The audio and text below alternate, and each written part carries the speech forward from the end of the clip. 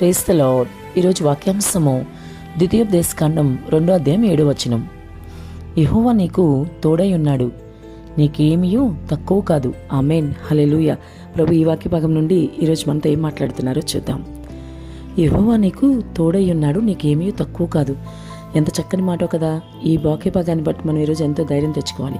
ప్రభు నీకు తోడుగా ఉంటే సహోదరి సహోదరుడా నీకేమీ తక్కువ కాదు. అందుకే దేవుడు నీతో ఈ మాట చెప్పి ఈరోజు నేను ఎంతగానో ధైర్యపరుస్తున్నారు, బలపరుస్తున్నారు. నిజమే కదా.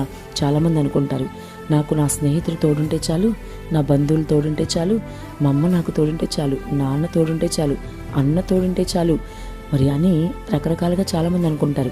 కొంతమంది అయితే నా బంగారం నాకు తోడుంటే చాలు, నాకు చాలా సేఫ్ జోన్లో ఉంటాను అనుకుంటారు. ఏది నీకు తోడుగా ఉన్నా అది నీకు ఎంత మాత్రం క్షేమాన్ని ఇవ్వదు.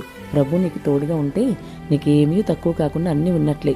ఈ లోకంలో బహుశా బంగారము, ఆస్తిపాస్తులు మరి ఇట్లాంటివి నీకు లేకపోవచ్చు.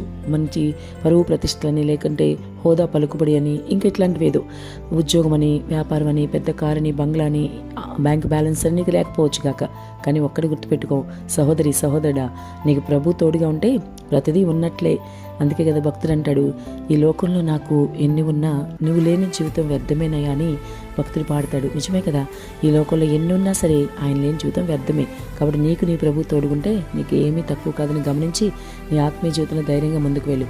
బహుశా నీ సొంత వాళ్ళే, అనగా నీ సొంత చెల్లి, అక్క లేదా మంచి స్థాయిలో ఉండొచ్చు గాక, నీకన్నా ఆర్థికంగా అన్ని విషయాల్లో కూడా పై స్థాయిలో ఉండొచ్చు గాక. కానీ వారికి నిజంగా యేసు లేకపోతే అనవసరమే కదా. వారికి ఉన్న ఆస్తి అంతస్తు అంతా కూడా యేసు ఉండాలి. ఈ లోకంలో మనం ఎన్ని కలిగి ఉన్నా కేవలం ఈ లోకంలో ఉన్నంత వరకే. మన శరీరం నుంచి ఆత్మ వేరయ్యే వరకే అవి మనకు ఉపయోగపడతాయి. కానీ ఒకసారి శరీరం నుంచి ఆత్మ వేరైపోయాక ఈ లోకంలో ఉన్న ఏది కూడా మనకు ఉపయోగపడదు. కానీ నీ ఆత్మను రక్షించేది నిత్యము కూడా యుగయుగాలు ఆయనతో సంతోషంగా ఉంచగలిగేది యేసు మాత్రమే.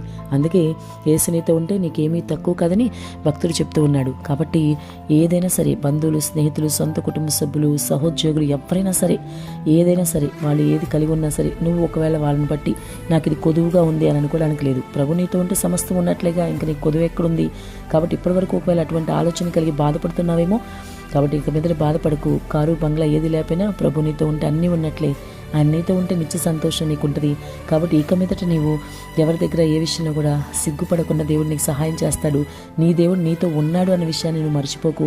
అది భౌతికమైన విషయమైన, ఆత్మీయ విషయమైనా సరే నీకు ఆశీర్వాదాలు తప్పకుండా కుమ్మరించబడతాయి. కానీ ప్రభు నీకు తోడుగా ఉండాలి. మరి ఆయన నీకు తోడుగా ఉండాలంటే నీవేం చేయాలో తెలుసా?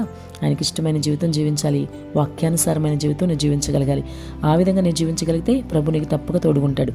నీ ఇష్టానుసారంగా నువ్వు చూపిస్తూ ఇంకా పాపంలోనే ఉంటూ ప్రభు నాకు తోడుగా లేడు అని నువ్వు అంటే మాత్రం ఉపయోగం లేదు. కాబట్టి వాక్యానుసారంగా జీవించు. ప్రభు నీకు తప్పకుండా తోడుగా ఉంటాడు.